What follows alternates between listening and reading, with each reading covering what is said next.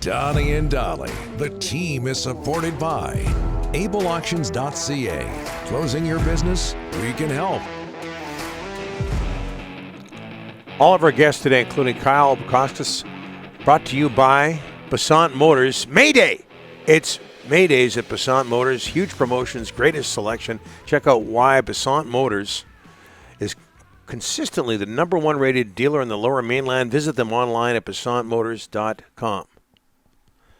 I'm just hesitating because I know I'm going to screw up Kyle's last name here. Oh, yes. Delaney's OK Tire and Langley inbox. Just before we get to Kyle, this is unsigned.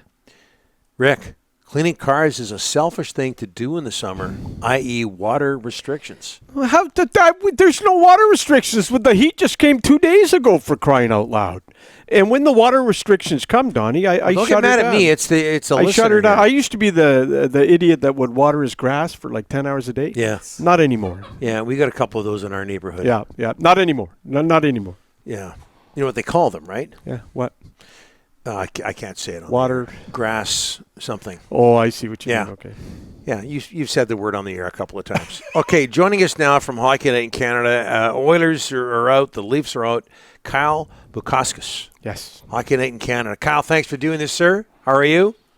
Hey, good. You nailed it, Don. This is a real treat for me. And I wondered if my font would be Elliot Friedman's Uber driver. That's right. I remember that. How does a kid from Campbell River make it to Hockey Night in Canada, Kyle? Well, growing up watching you on the SPAC, Don, had a lot to do with it. So that was kind of square one of it. You know what? I grew up playing hockey on the island. Obviously had a love for sports. There was a period of my life there where I thought, I'd love to go be an actor. And then as that kind of adjusted in my mind, I don't know, whether I was watching you and then, in high school, like Jay and Dan were at their peak at TSN. It just seemed like the most fun job in the world. You're talking about sports. There's an entertainment value, the opportunity to make the audience laugh. For myself every morning watching before going to school. So that's kind of where it started. The initial, kind of vision was to get to a point to be able to read highlights every night. And then just as things unfolded, I fell into the role I have now, being able to work ringside on Hockey Night. And we're asking Kyle this. It's the first time he's been on our show. And I have a soft spot for Campbell River. Yes. A lot of my family's from there. The Henshaws and the Lawrences, Kyle. When you're back, Campbell River, say hi to them. Do you have a soft spot for the Carolina Hurricanes? Rod Brindamore from Campbell River? Yep.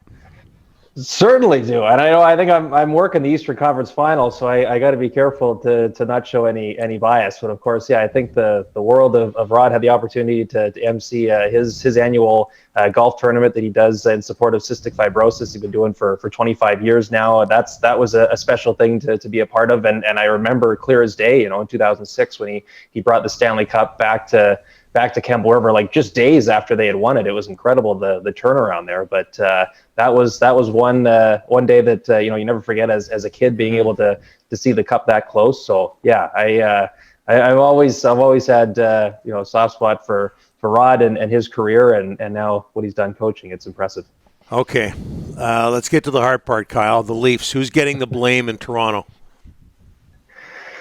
Well, it seems like it's being spread all around as it typically is. I mean, inevitably over the years, there's usually one or two that end up kind of being fed more punches from the fan base or wherever more than the others. But I think, just today and seeing like they're having their little locker clean out day and exit interviews and all that. And, the amount of guys, you're just seeing clips being put out online about, here's Michael Bunting talking about his uncertainty. Here's Auston Matthews talking about whether or not he wants to stay in Toronto, which he said is his intention to. Ryan O'Reilly, like Kyle Dubas is still yet to speak, and what comes of him with his contract being due. It just speaks to, I think, how much uncertainty we're kind of going in here with this team for the first time in a while, because now there's expiring contracts at play, right? William Nylander in the similar boat to Matthews, where he could be a UFA potentially around this time next year. So where do they see him? So in terms of the blame, I think they got through, and the release of finally, winning a playoff round, and I think it's hard to pin it on just one person. I think that they'd done a good job building a team that was able to compete in the playoffs, and clearly their ability to knock off a Tampa team that had been to the finals 3 years running.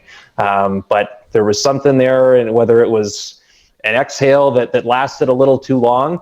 But I think you can look at the controversial no-goal Morgan Riley play in Game 5, and was there some bounces that just didn't go their way that maybe they should have.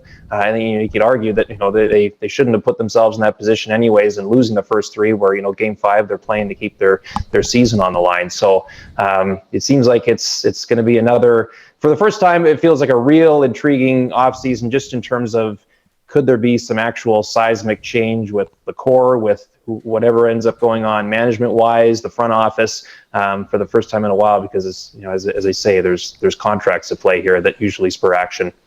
And one of those contracts is going to be Luke Schenn. What did he mean to the Maple Leafs, Kyle, when he got traded from Vancouver to Toronto? How did he do? And do you think there is some thinking in Toronto about re-signing him?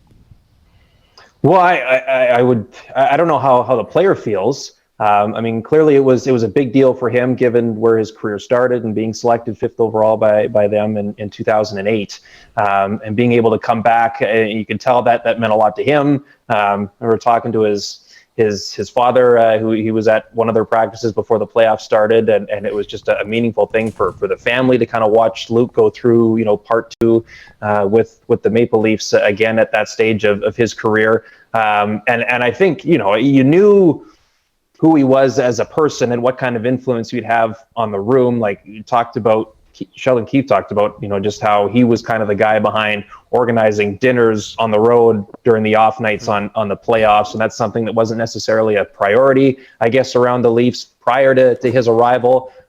So there's the impact there, but on the ice and how it worked with him and Morgan Riley as a pair, I think if you ask anybody, it went far better than many would have thought. Like, I think when the trade initially happened, you're going, okay, they've got an abundance of defensemen here now, and it seemed like he was in that group of D-men that was, okay, will they be in the top 6 come playoff time? And very quickly you realize there's no way he could come out. So it's clear he's got a lot of game left yet in him, and I know Adam Oates has a big role in that and the work he's done there with him. So I imagine if the player wants to come back to Toronto, I would be shocked if the team wasn't interested. Kyle, we see the pressure in Toronto. We saw the pressure last night in Edmonton. 30 years since the Canadian team won the Stanley Cup. It's just amazing to me. I really thought this was the year that Edmonton was going to sneak through, or Toronto. But I'm looking at the pressure in Toronto and Edmonton, and it's amazing to me. And how the fan bases were let down. I mean, your thoughts on 30 years, no cup in Canada.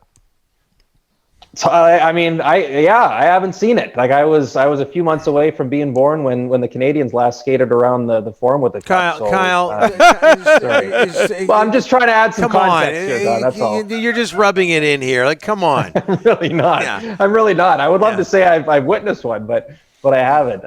Certainly we've been close, right? Whether it was Calgary in 2004, Edmonton, Ottawa, Vancouver.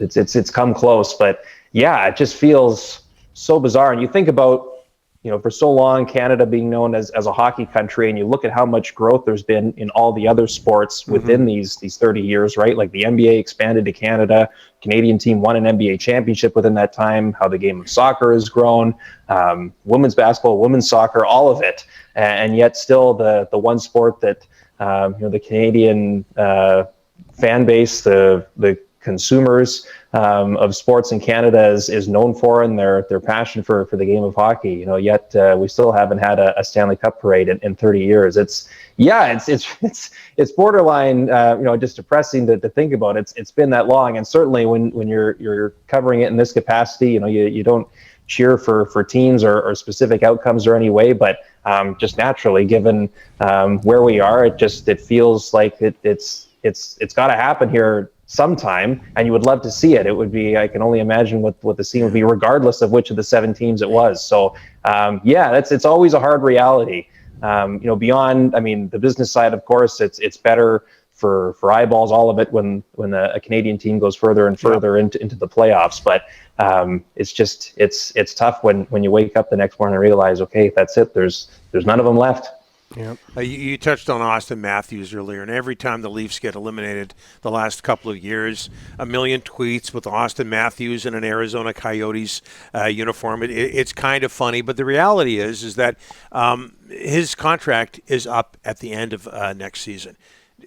Now, regardless of what the Leafs think, do you think Auston Matthews wants to stick around? You know, all I have to go on, Donnie, is just like what he's said, right? Like I'm not in his mind to be able to decipher anything, but all along he's talked about how much he's loved playing there, how much he's loved living in Toronto. That's one thing I've heard even beyond what he's said publicly. Like he really just loves living in the city there. So that on that front, like there's nothing to suggest that he's looking elsewhere at this stage. But you know, I think ultimately, does Kyle Dubas stick around? I think that'll play a huge role in whether he re-ups. And you know, as you guys know, like what's the number going to be? Whatever, if they do come to terms, he's probably going to become, in terms of AAV at least, the highest paid player in the league. So what does that mean in order for making it fit? What does that mean in terms of the trickle-down effect for the rest of the roster that the Leafs are willing to stomach? Like there's a lot of dominoes that then start to fall if you get to the point where, okay, you know, Auston wants to resign and the Leafs want to keep him around, and of course they would. But trying to make it all fit will be the ultimate kind of question here. You know, I think he's a guy that has you know, playoffs are a different story, but you know, obviously the whole feel around the franchise changed when he was picked first overall in 2016. So I've got no reason to believe at this point that he wants to be elsewhere, but it seems like still, you know, and he's got a lot of leverage in how it's all been structured to this point. You know, it feels like still a lot of legwork to be done there. Love the bit you did on the beach in Florida a few days ago, Kyle. That was outstanding. This has been a pleasure. Yeah, we'll have to do it again, and all the best, Kyle. This has been great. Hey, you know, thank you guys. This is a career highlight for me, as I say. As a West Coast guy, this was neat. Thank you very much for having me. We'll get you back. Thanks so much, Kyle. All the best. Thanks. Safe travels. Kyle Bukauskas. Thank you, gentlemen. We'll see you. Kyle Bukauskas, Hockey Night in Canada.